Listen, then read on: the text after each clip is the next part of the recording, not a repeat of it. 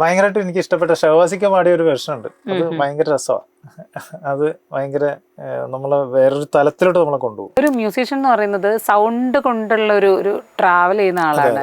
അതായത് അവരുടെ കമ്മ്യൂണിക്കേഷനാണ്.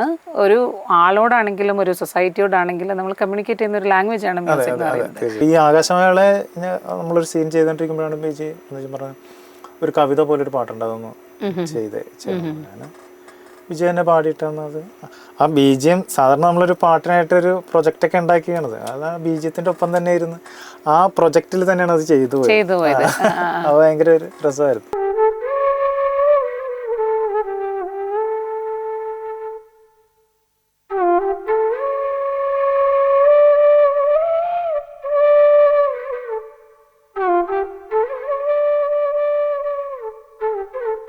പുറത്തേക്ക് ഇറങ്ങി ലൈവ് കാണുക, കേൾക്കുക, കുറെ നമ്മൾ വായിക്കുമ്പോൾ തെറ്റുകൾ വരണം, അങ്ങനെ ആ എക്സ്പീരിയൻസ് ആണ്. അതിലൂടെ മാത്രമേ അത് വരുള്ളൂ. ഒരേ ആർട്ടിസ്റ്റ് തന്നെയാണ് ലൈവിനും പ്രിപ്പയർ ചെയ്യുന്നത്, റെക്കോർഡിങ്ങിനും.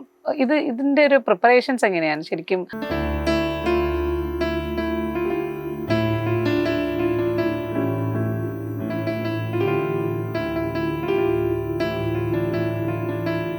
മ്യൂസിക്കലി വിത്ത് സുജിയുടെ പുതിയൊരു എപ്പിസോഡിലേക്ക് എല്ലാ പ്രിയപ്പെട്ട പ്രേക്ഷകർക്കും സ്വാഗതം. ഇന്ന് നമ്മുടെ കൂടെ അതിഥിയായി വന്നിട്ടുള്ളത് മധു പോളാണ്. മധുചേട്ടാ, സ്വാഗതം. നമസ്കാരം. അപ്പോൾ ഞാൻ കുറേ ആയി മധുചേട്ടനെ വെയിറ്റ് ചെയ്യുന്ന, മറ്റേ നാഗവല്ലിനെ മറ്റേ തറയിലേക്ക് കൊണ്ടുവരുന്ന അവസ്ഥയായിരുന്നു. അല്ല, തിരക്കുണ്ടാവട്ടെ. മധുചേട്ടൻ, നമുക്കേ ഇപ്പം മധുചേട്ടൻ ഇപ്പോൾ മധു പോൾ എന്ന് പറയുന്ന ഒരു കീബോർഡ് ആർട്ടിസ്റ്റ് സ്വയം എസ്റ്റാബ്ലിഷ് ചെയ്യുന്നൊരു അതായത് ഉണ്ടല്ലോ, നമ്മുടെ ഒരു സാറ്റിസ്ഫാക്ഷൻ, നമ്മളെ തന്നെ ഡിഫൈൻ ചെയ്യുന്ന ഒരു മ്യൂസിക്. അത് വായിക്കുകയാണെങ്കിൽ എന്തായിരിക്കും മധുചേട്ടന് ഇപ്പം മനസ്സിൽ തോന്നുന്നത്? മതി മതി.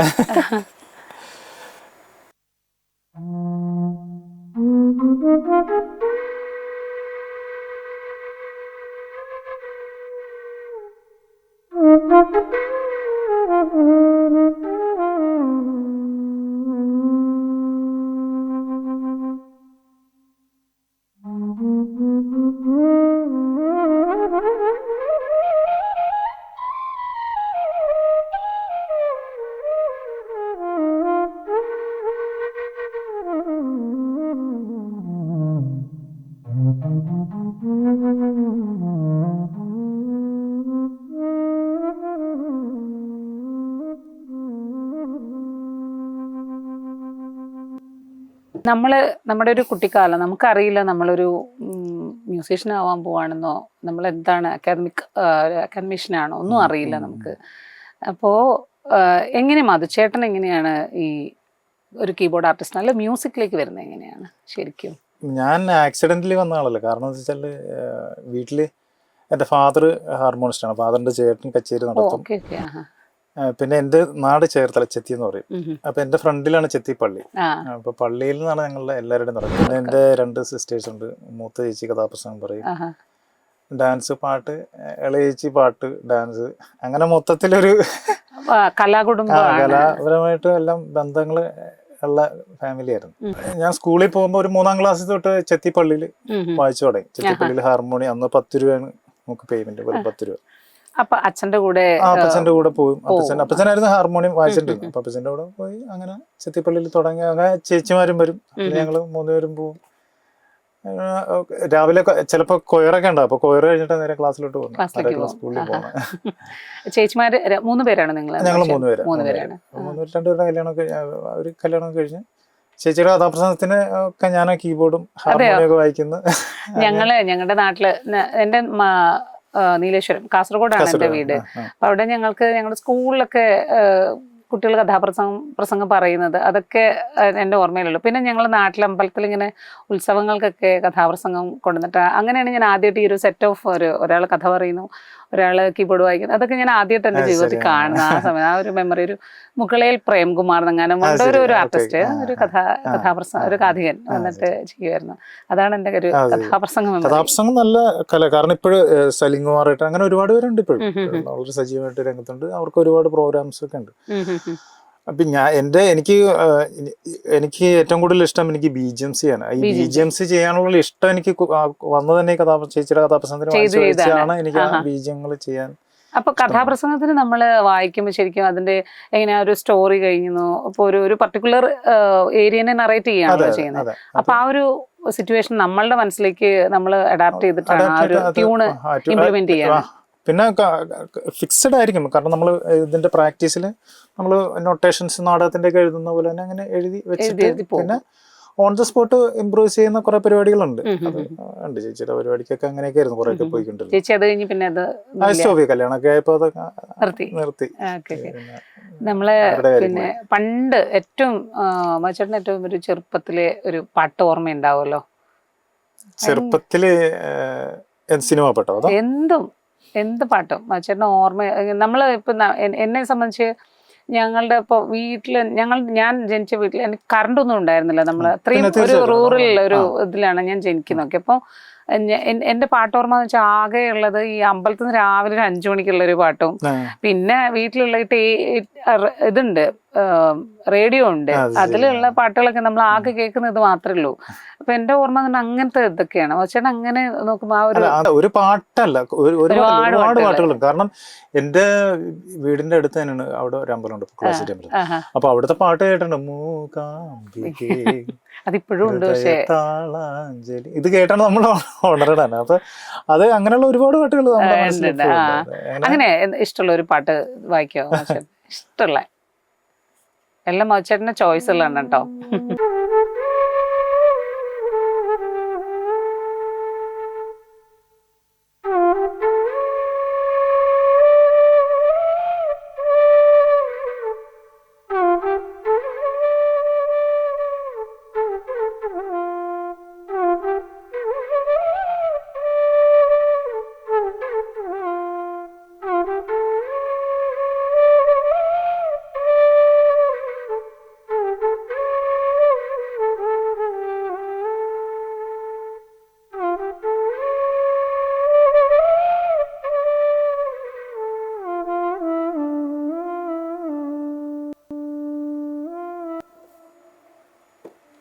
ഇപ്പൊ മധുചേട്ടന് ഒരു ലേണിംഗ് പറഞ്ഞു അപ്പച്ചന്റെ അടുത്ത്.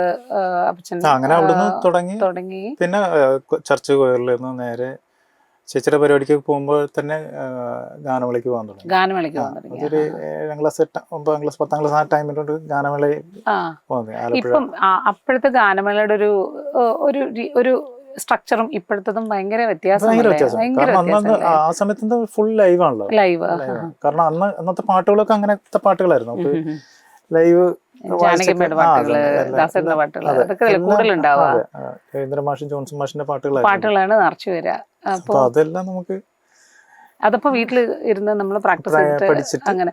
ഇപ്പം ചേട്ടൻ ഇപ്പോ ഒരു ഫോമൽ ലേണിംഗ് എന്ന് പറഞ്ഞാൽ അതായത് ഗ്രേഡ് അതുപോലുള്ള കാര്യങ്ങൾ അങ്ങനെ ഒന്നും ചെയ്തിട്ടില്ല.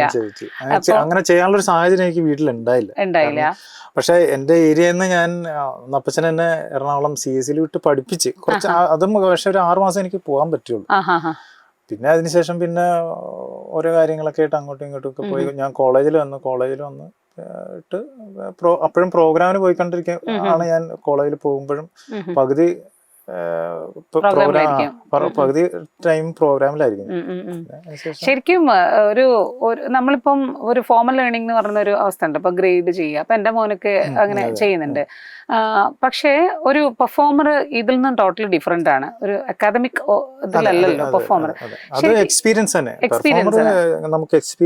ഇപ്പം എനിക്ക് മത്സരങ്ങളത് ചോദിച്ചറിയണമെന്നുണ്ട്. ഇപ്പൊ ഞാൻ എന്റെ മോനെയും കൊണ്ട് ഇപ്പൊ അവനിപ്പം കീബോർഡ് പഠിക്കുന്നു, അല്ല പിയാനോ പഠിക്കുന്നു. അതിനപ്പുറത്തേക്ക് അവനിപ്പോ പാട്ടുകളൊക്കെ ജസ്റ്റ് ഇങ്ങനെ ഇങ്ങനെ വായിക്കും ചെറുതായിട്ടൊക്കെ ഇങ്ങനെ വായിക്കും.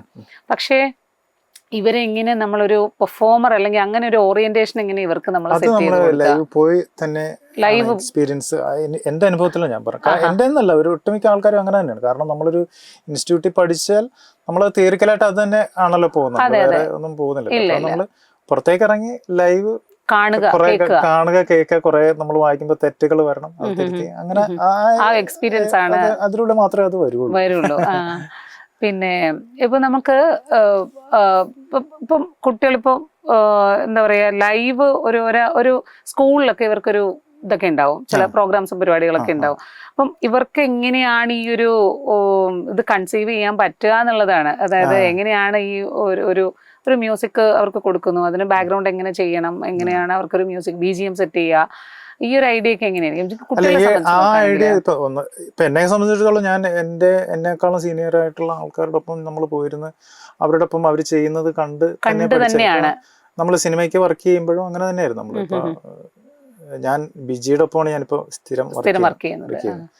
ബിജിയുടെ ഒപ്പം ഞാൻ കൂടിയിട്ട് ഇപ്പൊ 15 വർഷം ആയി. മിന്നാമിന്നിക്കൂട്ടം ആണ് ഞാനും ബിജിയായിട്ട് എനിക്ക് അവസരം തരുന്നത് ആദ്യത്തെ പടം എനിക്ക്. അപ്പൊ അന്നോട്ട് ഇന്ന് വരെ നമുക്ക് ഓരോ സിനിമയ്ക്കും ഓരോ കാര്യങ്ങളാണ് അദ്ദേഹത്തിൽ നിന്ന് എനിക്ക് പഠിക്കാൻ പറ്റും. കാരണം അത് ഇപ്പൊ നമ്മൾ വളർന്ന ഇപ്പോഴത്തെ തലമുറ അങ്ങനെയൊക്കെ തന്നെ പഠിക്കാൻ പറ്റുള്ളൂ. എനിക്ക് തോന്നുന്നു അങ്ങനെയൊക്കെ തന്നെ അവർക്കും പഠിക്കാൻ പറ്റുള്ളൂ. കാരണം ഒരു സുപ്രഭാതത്തിൽ വന്നിട്ടൊരു പടം ചെയ്യാൻ പറഞ്ഞാൽ ചിലപ്പോൾ അവർക്ക് അത് ആ സീൻ അവർക്ക് ചിലപ്പോൾ കൺവേ ആകാൻ ചാൻസ് വളരെ കുറവായിരിക്കും. കാരണം ഇപ്പൊ നമ്മൾ തന്നെ ചില സീനുകളൊക്കെ ചെയ്യുമ്പോൾ നമ്മള് അത് അങ്ങോട്ട് പ്രേക്ഷകനെ നമ്മളൊരു ഇല്ലമാണെങ്കിൽ അല്ലെങ്കിൽ എന്താണ് ഒരു കഥ നടക്കുന്ന ഒരു സ്പേസ് ഉണ്ടല്ലോ, ആ സ്പേസിലോട്ട് നമ്മൾ പ്രേക്ഷകനെ എത്തിക്കുക എന്നുള്ളതാണല്ലോ മ്യൂസിക് ഡയറക്ടറിന്റെ. കാരണം അവനവിടെ ഒരു ഇപ്പൊ എന്താണ് മണിച്ചിത്ര സായാലും നമ്മൾ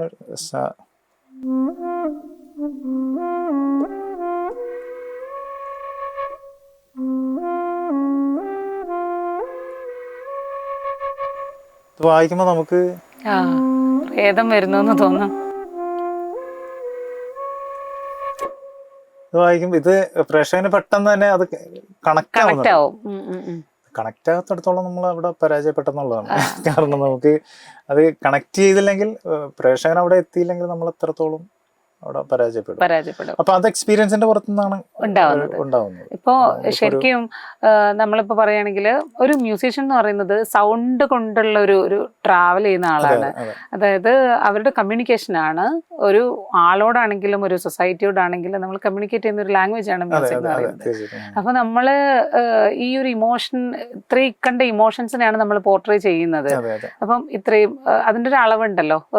ഭയങ്കരമായ സങ്കടം വരുന്ന ഒരവസ്ഥയിൽ എങ്ങനെ കൊടുക്കാൻ പറ്റും? ചിലപ്പോൾ ലൗഡായി കൊടുക്കുന്നവരുണ്ടാവും, ചിലപ്പോൾ ഭയങ്കര ഇപ്പൊ ബിജിയേട്ടനൊക്കെ മ്യൂസിക് ഞാൻ ശ്രദ്ധിക്കാറുണ്ട്. പാട്ടുകളാണെങ്കിലും നമ്മുടെ തൊട്ടടുത്ത് വന്നിരുന്നിട്ട് ഒരു കഥ പറയുന്ന ഫീലാണ്. അത് ഭയങ്കരമായിട്ട് അത്രയും ക്ലോസ് ആണ്, അത്രയും ശ്രദ്ധിച്ചിരിക്കണം. അങ്ങനത്തെ ഒരു കമ്മ്യൂണിക്കേഷനാണ് ബിജിയേട്ടൻ്റെ ഒരു പാട്ടുകൾ വരുന്നത്. അപ്പൊ അതിന്റെ ഓർക്കസ്ട്രേഷൻ ആണെങ്കിലും എല്ലാം ഇങ്ങനെ വാരി വെതറി അങ്ങനെയല്ല, അതിന് വേണ്ടത് ഒരു ആക്യുറസി ഉണ്ട്. അല്ല, ബിജിയുടെ സിനിമയുടെ ചർച്ചകളിൽ തന്നെ ഇപ്പൊ നമ്മൾ അവിടെ ഇരുന്ന് കാണുമ്പോൾ തന്നെ അദ്ദേഹം കറക്ഷൻസ് ഒക്കെ പറഞ്ഞ ചില ഡയറക്ടർമാര് വന്ന് അങ്ങനെ ഒരു സാധനം ഉണ്ടല്ലോ, അത് ഇപ്പോഴാണ് നമുക്ക്. കാരണം ഡയറക്ടർക്ക് എല്ലാ ഏരിയയിലും അവർക്ക് കവർ ചെയ്യാൻ പറ്റില്ല, കാരണം ഇത്ര ടെൻഷൻ ആയിരിക്കുമല്ലോ അവർക്ക്. പക്ഷെ ഇവിടെ നമ്മൾ ചെയ്യാൻ കൊണ്ടുവരുമ്പോ ബിജി നമ്മൾക്ക് സീനുകൾ പറഞ്ഞു തരുമ്പോ ഇവിടെ ഇങ്ങനെ ഒരു കറക്ഷൻ ഡയറക്ടറോട് പറഞ്ഞു കൊടുക്കുമ്പോ അവിടെ ഇങ്ങനെ ഒരു സാധനം വരും, അത് ഞാൻ പുള്ളിയോട് പറഞ്ഞിട്ടുണ്ട് എന്ന് പറഞ്ഞ് തിരുത്തുമ്പോഴാണ് ഡയറക്ടർ അത് ചിന്തിക്കുന്നത്. ശരിയാണല്ലോ ബിജിയേട്ടൻ അത് പറഞ്ഞു, അല്ലെങ്കിൽ ബിജി അത് പറഞ്ഞാൽ ശരിയാണെന്ന് പുള്ളി അത് കറക്റ്റ് ചെയ്യും. ഡയറക്ടർ വളരെ സെറ്റിലായിട്ട് എല്ലാം ചെയ്യണം, എല്ലാത്തിനും വളരെ കമ്മ്യൂണിക്കേഷൻ പ്രോപ്പർ ആണ്.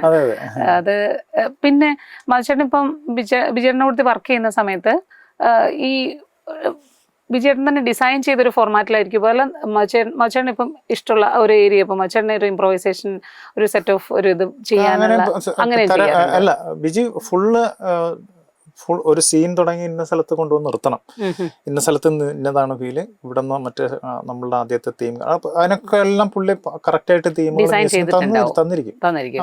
ടെമ്പോ അടക്കം തരും. നമ്മൾ ആ ടെമ്പോയിൽ നമ്മളൊന്ന് അടുക്കി പെറുക്കി ഒന്ന് വൃത്തിയായിട്ടൊന്ന് അറേഞ്ച് ചെയ്ത് വെച്ചാൽ മതി.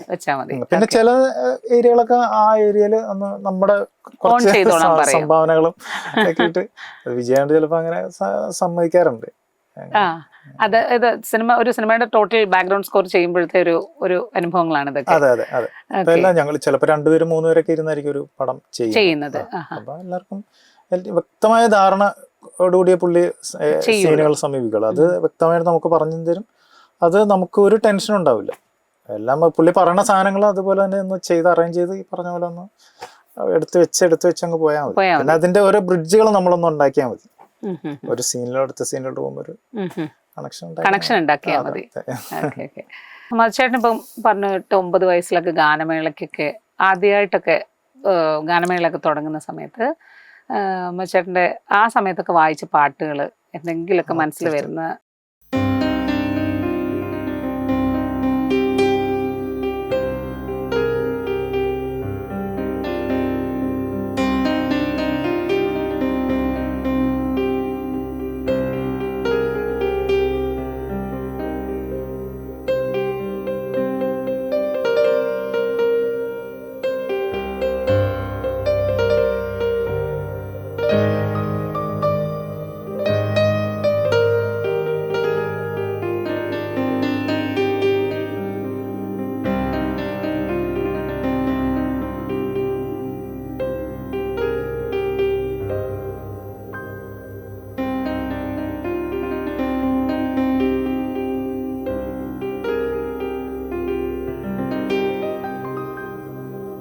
ടൈമൊക്കെയായിരുന്നു നമ്മള് ഗാനമേളയ്ക്ക് വായിച്ചോണ്ടിരിക്കുമ്പോ ഈ ഇതൊക്കെയായിരുന്നു നമ്മള് എന്റെയൊക്കെ തുടക്കം ഗാനമേള ഇതൊക്കെയായിരുന്നു. റെക്കോർഡിങ് ഫസ്റ്റ് സ്റ്റുഡിയോ CSലാണ് എറണാകുളത്ത്.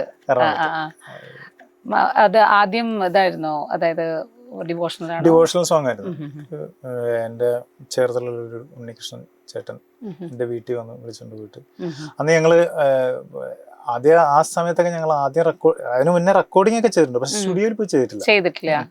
സ്റ്റുഡിയോയിൽ പോയി ചെയ്യാതെ നമ്മളെ അടുത്ത വീടുകളിലൊക്കെ തന്നെ ഇരുന്നിട്ട് മൈക്രോഫോണും സ്പീക്കറും അതൊക്കെ വെച്ചിട്ട് ലൈവായിട്ട് ടേപ്പിൽ റെക്കോർഡ് ചെയ്യും, ഡെക്കിലൊക്കെ ഡബിൾ ഡെക്കിലൊക്കെ റെക്കോർഡ് ചെയ്തിട്ട് അങ്ങനത്തെ പരിപാടിയായിരുന്നു.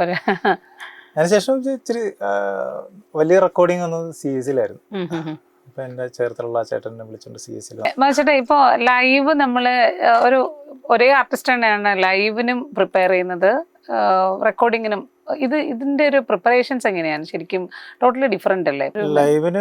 ലൈവ് എന്ന് പറഞ്ഞാൽ നമ്മളൊരു സാധനം പഠിച്ച് വായിച്ച് അതിന് പിന്നെ റെക്കോർഡിങ്ങിന് വരുമ്പോ കുറച്ചൊന്ന് ഒന്ന് ക്ലീൻ ആക്കേണ്ടി വരും. ലൈവ് എന്ന് പറഞ്ഞാൽ നമ്മള് അങ്ങനെ എന്താ പറയാ, നമ്മൾ പച്ച മലയാളത്തിൽ പറഞ്ഞ അഴിഞ്ഞങ്ങ് ആടുവാണല്ലോ. അതിനൊക്കെ ഒരു പരിധി നമുക്ക് ഒട്ടും അതിന് ഒരു എന്താ പറയാ ഒരു ലിമിറ്റില്ല, ബാരിയർ വെച്ചിട്ടല്ല ചെയ്യുന്നത്. റെക്കോർഡിംഗിന് നമ്മൾ പർട്ടിക്കുലർ ഒരു ടൈം ഇത്ര ബാർ ഉണ്ടാവും. 8 ബാർ ഇൻട്രൊഡക്ഷൻ എന്ന് പറഞ്ഞാൽ നമ്മൾ 8 ബാർ മാത്രമേ വായിക്കാവൂ. സൗണ്ട് ഡിസൈൻ നോക്കണം. കാരണം ഒരു ടോണിന്റെ ഫ്രീക്വൻസികൾ നോക്കണം. അതെ, തീർച്ചയായിട്ടും നോക്കണം. അതിപ്പോ ലൈവിനും അങ്ങനെയൊക്കെ നോക്കാറുണ്ട്. കാരണം നമ്മള് ഓരോ ഫ്രീക്വൻസിയിലുള്ള ഒരുപാട് ടോണുകൾ യൂസ് ചെയ്യാതെ ഒരു ഫ്രീക്വൻസിയിൽ ഇപ്പോൾ ഒരു ഹൈയിലൊരു ഫ്രീക്വൻസിയിൽ ഒരു ടോൺ നമ്മൾ ഫിക്സ് ചെയ്ത് കഴിഞ്ഞാൽ അവിടെ ആ ഒരു ഏരിയയിലുള്ള ഒരു ടോണുകളും വേറെ യൂസ് ചെയ്യുക. കാരണം അല്ലെങ്കിൽ ഇത് തമ്മിൽ ക്ലാഷായി കേൾക്കുമ്പോൾ നമുക്കൊരു സുഖം ബുദ്ധിമുട്ട് വരും. ലൈവിന് ഇംപ്രോവൈസേഷൻ പോസിബിലിറ്റി ഉണ്ടെങ്കിലും എങ്ങനെ ഇതൊരു ഇപ്പം നമ്മൾ പ്രാക്ടീസ് ചെയ്യുന്ന സമയത്ത് ഇംപ്രോവൈസേഷൻ നമ്മളെ അങ്ങനെ സെറ്റ് ചെയ്തിട്ടുണ്ടാവില്ലല്ലോ. അപ്പം ലൈവിന് എങ്ങനെയാ? ഇപ്പം സോളോനെ കുറിച്ചല്ല ഞാൻ ചോദിക്കുന്നത്. ഇപ്പം ഗാനമേളകൾ വരുമ്പം ലൈവ് വരുമ്പം ഐ കോണ്ടാക്ട് ആണ്, എങ്ങനെയത്? ഐ കോണ്ടാക്ട് ആണ് തിരിച്ചറിയുന്നത്. അതിപ്പോ നമ്മള് മ്യൂസീഷ്യൻസ് മനസ്സിലാവും. ഒരു ഞാനീ പറഞ്ഞ താളവട്ടങ്ങളൊക്കെ നിങ്ങൾക്ക് അറിയാലോ. ഈ താളവട്ടം കഴിയുമ്പോ ഒരു താളവട്ടം കഴിയുമ്പോ അടുത്ത ആള് കയറുക, അങ്ങനെ പിന്നെ ഐ കോണ്ടാക്ട് ആണല്ലോ. പ്രാക്ടീസ് ഒന്നും ഇല്ലാത്തൊരു പരിപാടി. ലൈവിന് ഭയങ്കര മധുചേട്ടന് ഭയങ്കര തൃപ്തി, എപ്പോഴും മറക്കാൻ പറ്റാത്തൊരു ലൈവിന്റെ ഒരു എക്സ്പീരിയൻസ് എന്താന്ന് പറയാമോ? മറക്കാൻ പറ്റാത്ത ഞാൻ ദാസേട്ടന്റെ ഒരു പ്രോഗ്രാം ബിജുനാരായണന്റെ ഒപ്പം ബിജുചേട്ടന്റെ ഒപ്പം കട്ടപ്പനയില് നല്ല രവീന്ദ്ര മാഷ് കണ്ടക്ട് ചെയ്യുന്ന പ്രോഗ്രാം. ദാസേട്ടൻ 7 പാട്ട്, ശ്രീലതികളൊക്കെ പ്രമോദവനം, അങ്ങനത്തെ ചെറിയ പാട്ടുകള്, വികാരനോക പോലത്തെ ചെറിയ പാട്ടുകൾ, 7 പാട്ടുകള്. പിന്നെ ബിജു ചേട്ടൻ രാധേ ചേച്ചി ഒക്കെ ഉള്ള സമയം, രാധേ ബിജു ചേട്ടൻ, പിന്നെ ഉമ്മച്ചേച്ചി, ബിജു ചേട്ടന്റെ സിസ്റ്റർ, അങ്ങനെ രവീന്ദ്ര മാഷ് കണ്ടക്ട് ചെയ്യുന്ന പ്രോഗ്രാം. അത് ഭയങ്കര എക്സ്പീരിയൻസ് ആയിരുന്നു, ഭയങ്കര സന്തോഷമായിരുന്നു. ഞാൻ അതിനുശേഷം പിന്നെ ദാസേട്ടനോട് എനിക്ക് വായിക്കാൻ ചാൻസ് കിട്ടിയിട്ടില്ല. അങ്ങനെ പിന്നെ ചിത്ര ചേച്ചിയുടെ ഒപ്പം ഇങ്ങനത്തെ ഇതുപോലെ തന്നെ ഒരു പ്രോഗ്രാം ഉണ്ടായിട്ടുണ്ട്. അത് ഭയങ്കര മറക്കാൻ പറ്റാത്ത എക്സ്പീരിയൻസുകളാണ്. ഇപ്പം പുറത്തൊക്കെ ഇപ്പം വിദേശ രാജ്യങ്ങളിലൊക്കെ ധാരാളം പ്രോഗ്രാം ചെയ്തിട്ടില്ല? നേരത്തെ ഒരുപാട് ചെയ്തിട്ടുണ്ട്. അപ്പോൾ ലൈവില് ഭയങ്കര രസം പിടിച്ചൊരു പാട്ട് ചേട്ടന് വായിക്കാൻ തോന്നിയാൽ ഏതായിരിക്കും? അയ്യോ, അങ്ങനെ പറഞ്ഞു കഴിഞ്ഞാൽ ഇപ്പൊ ഒന്നും ഓർക്കണില്ല. റീസെന്റ് ഞങ്ങള് ഷഹബാസിക്കയുടെ പ്രോഗ്രാമിനൊക്കെ പോവാറുണ്ട്. പോൾസന്റെ പോവാറുണ്ട്. ഞാൻ കണ്ടിട്ടുണ്ട് ഇഷ്ടം. മധുചേട്ടനെ സത്യം പറഞ്ഞാല് ഞാൻ പണ്ട് RLVയിലുള്ള സമയത്ത് നമ്മള് പരിചയമുണ്ടല്ലോ, ഇത് ഭയങ്കര കോമഡി. അതായത് എനിക്ക് ജോജി ചേട്ടനൊക്കെ ഞങ്ങളുടെ കൂടെയുള്ള വലിയ ചേട്ടന്മാരാണല്ലോ. അപ്പൊ ഇവരുടെ കൂടെ മധുചേട്ടനുണ്ട്. പക്ഷെ ഇവരെല്ലാം ഭയങ്കര ലൗഡ് ആയിട്ടുള്ള ആൾക്കാരെ മധുചേട്ടൻ ഞങ്ങള് ഞങ്ങള് ജോജി മോനെന്നാ വിളിക്കുന്നത്. ഞങ്ങൾ ഒരുമിച്ചായിരുന്നു. അതെ, എനിക്ക് ഓർമ്മയുണ്ട്. രാമേന്ദ്രൻ സാറ് നിങ്ങൾ ഒരുമിച്ച്, ടോമി ചേട്ടൻ, അനിൽ ചേട്ടനോ ആരൊക്കെ. പിഷാരടി അവിടെയുള്ളതൊന്നും എനിക്കറിയില്ല കേട്ടോ. പിഷാരടി നിങ്ങളുടെ ഗ്യാങ്ങിൽ ഉണ്ടായിരുന്നു എന്നൊന്നും അറിയില്ല എനിക്ക്. അപ്പോ ഭയങ്കര ക്വയറ്റായിട്ട് ഉള്ള ഒരു മനുഷ്യന്. ആ ഒരു സമയത്തൊക്കെ മധുചേട്ടൻ ഗാനമേള ധാരാളം ചെയ്യുന്നുണ്ടായിരുന്നു. അതെ, ആ സമയത്ത് ഈ പറഞ്ഞ പോലെ റിമീഡ് ചെയ്യുന്നുണ്ടായിരുന്നു, പോകുന്നുണ്ടായിരുന്നു. അങ്ങനെ ഒരു സജീവമായിരുന്നു. ഇഷ്ടമുള്ളൊരു പാട്ട് വായിച്ചോ?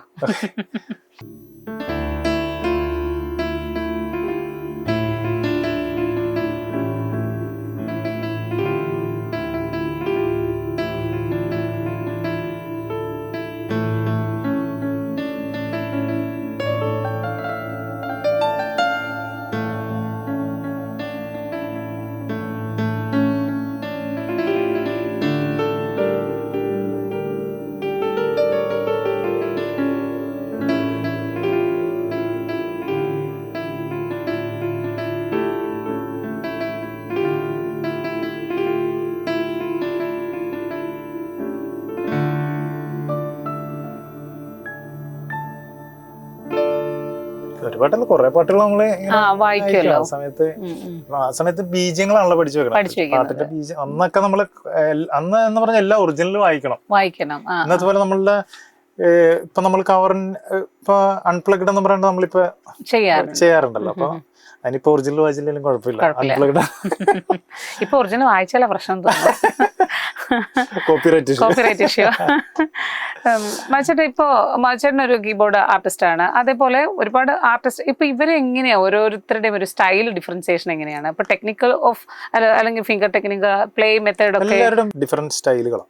ഈ സ്റ്റൈൽ എങ്ങനെയാ ഡെവലപ്പ് ചെയ്തെടുക്കുന്നത് ശരിക്കും? അത് പ്രാക്ടീസ് ചെയ്തും പിന്നെ നമ്മൾ കേട്ട് അത് തന്നെ എല്ലാവരും അങ്ങനെയൊക്കെ തന്നെ കേട്ട് ഓരോരുത്തരുടെ ശൈലി ഫോളോ ചെയ്യുന്നത്.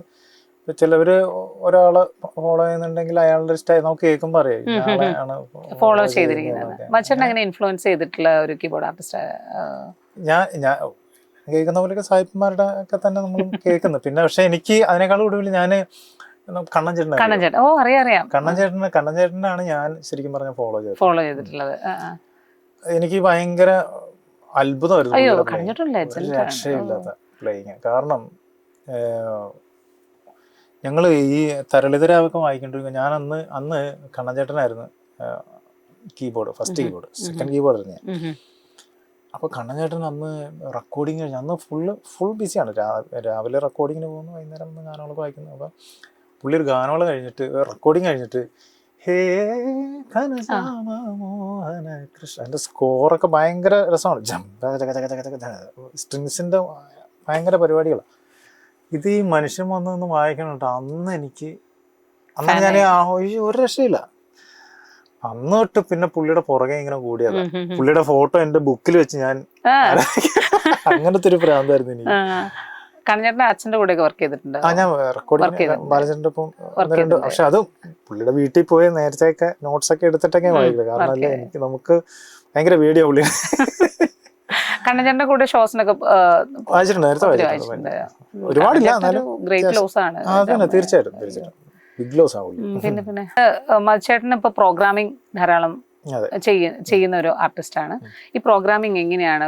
ഇപ്പം ഒരു പ്രേക്ഷകർക്ക് വേണ്ടി നമ്മൾ സംസാരിക്കുകയാണെങ്കിൽ എന്താണ് പ്രോഗ്രാമിംഗ്, കീബോർഡ് പ്രോഗ്രാമിംഗ്? ഇപ്പൊ ശരിക്കും കീബോർഡ് പ്രോഗ്രാമിംഗ് ഒരു ഓർക്കസ്ട്രേഷൻ തന്നെയാണ് ചില പ്രോഗ്രാമിംഗ്. ഇപ്പൊ ശരിക്കും പറഞ്ഞാൽ ഇപ്പൊ നമ്മള് ഒരു പാട്ടിന്റെ ക്രെഡിറ്റ്സിൽ പ്രോഗ്രാമിംഗ് എന്ന് പറഞ്ഞിട്ടുണ്ട്. ശരിക്കും പറഞ്ഞാൽ പ്രോഗ്രാമിംഗ് ചെയ്യുന്ന ആള് ഇപ്പൊ ഞാൻ വിജയെ പോലുള്ള ആൾക്കാരുടെ കാര്യമല്ല ഞാൻ പറയും. കാരണം വിജി, ബേണിച്ചേട്ടൻ ഇവരുടെയൊക്കെ വർക്ക് ഞാൻ ചെയ്തിട്ടുണ്ട്. പക്ഷെ ബേണിച്ചേട്ടന് ഇപ്പൊ വിജിയുടെ കാര്യം പറഞ്ഞ പോലെ തന്നെ ഫുള്ള് നോട്ട്സ് എഴുതി തരും, നമ്മളത് ഒന്ന് ഇടുക്കി പറിക്കാം. പക്ഷെ ചില പാട്ടുകൾ ചിലവർ പറയും ഓർക്കസ്ട്രേഷൻ മധുചേട്ടൻ ചെയ്തോ, അല്ലെങ്കിൽ നമ്മൾ പ്രോഗ്രാം ചെയ്യുന്ന ആളാരാണോ അയാൾക്ക് ചെയ്യും. അപ്പോൾ അത് പ്രോഗ്രാമിങ്ങും എന്ന് പറഞ്ഞു കഴിഞ്ഞാൽ ഒരു നേരത്തെ പറഞ്ഞല്ലോ ഒരു ടോണിന്റെ കുറച്ച് ആ പരിപാടികളാണ് അതിൻ്റെ അകത്ത് കൂടുതലും നടത്തുന്നത്. കാരണം നമ്മളിപ്പോൾ ഒരു പാഡ്സ് വായിച്ച് ആ പാഡ്സിനോട് മാച്ച് ചെയ്യുന്ന ഒരു EP വായിക്കുന്നു, അല്ലെങ്കിൽ അതിനോട് മാച്ച് ചെയ്യുന്ന ഒരു പിയാനോ വായിക്കുന്നു. നേരത്തെ ഇതല്ലെങ്കിൽ ഇതിനെപ്പറ്റി വലിയ ധാരണയില്ലെങ്കിൽ നമ്മളെല്ലാം കൂടെ വലിച്ചുവാലി അങ്ങ് വായിക്കും, ഇതൊന്നും കേൾക്കേയില്ല. അപ്പൊ അതിനെപ്പറ്റി കുറച്ച് നമ്മൾ ഒരു ധാരണ ഉണ്ടെങ്കിലാണ് അതല്ല. അതൊക്കെ ഒരു അത്യാവശ്യം നന്നായിട്ട് മാനേജ് ചെയ്യുന്നതാണ് ഈ പ്രോഗ്രാമിങ്. പിന്നെ കുറച്ച് ടെക്നിക്കൽ പരിപാടികൾ, സോഫ്റ്റ്വെയർ അപ്ഡേറ്റ്, അങ്ങനെ കുറച്ച് പരിപാടികളുണ്ട് അതിനകത്ത്. അപ്പൊ അതിനാണ് നമ്മൾ പ്രോഗ്രാമിംഗ് എന്ന് പറയും. പ്രോഗ്രാമിംഗ് എന്ന് പറയുന്നതിനേക്കാളും നല്ലത് ഒരു ഓർക്കസ്ട്രേഷൻ ചെയ്യുന്നു. അതായത് ഒരു വ്യക്തി തന്നെ കുറച്ചുകൂടി ടെക്നിക്കൽ സപ്പോർട്ടോടുകൂടി ലൈവ് അല്ലാത്ത ടോൺസ് യൂസ് ചെയ്ത് ചെയ്യുന്നൊരു കാര്യം. ചേട്ടാ, ഇപ്പൊ വിജയേട്ടന്റെ കൂടെ ധാരാളം വർക്ക് ചെയ്യുന്ന ഒരു ആർട്ടിസ്റ്റ് എന്ന നിലയിൽ ഒരുപാട് ഫേവറേറ്റ് സോങ്സ് ഉണ്ടാവും. ഇഷ്ടപ്പെട്ട ഇപ്പൊ ആകാശമായവളെയൊക്കെ എനിക്ക് ഭയങ്കര ഭയങ്കര സോൾഫുൾ ആയിട്ടൊരു മ്യൂസിക് ആണ്.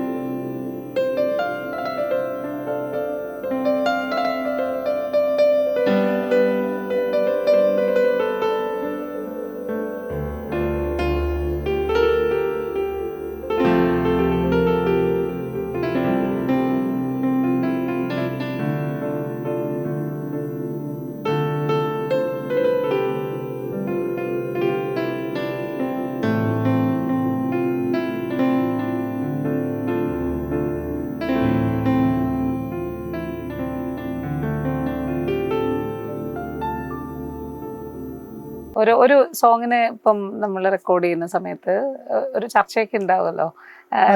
ആദ്യം നേരത്തെ അങ്ങനെ നമ്മള് പരസ്പരം ഞാൻ പറഞ്ഞില്ലേ 15 വർഷമായ വിജിയുടെ ഏകദേശം ഏറെക്കുറെ റൂട്ടുകളും നമുക്ക് മനസ്സിലാവും. പിന്നെ നമ്മളത്ര വേവ് ലെങ്ത് കറക്റ്റ് ആണ് അദ്ദേഹം പറഞ്ഞത്. ഇപ്പൊ ഈ ആകാശമേളെ നമ്മളൊരു സീൻ ചെയ്തോണ്ടിരിക്കുമ്പോഴാണ് വിജി പറഞ്ഞ ഒരു കവിത പോലെ ഒരു പാട്ടുണ്ടാകുന്നു ചെയ്തേ.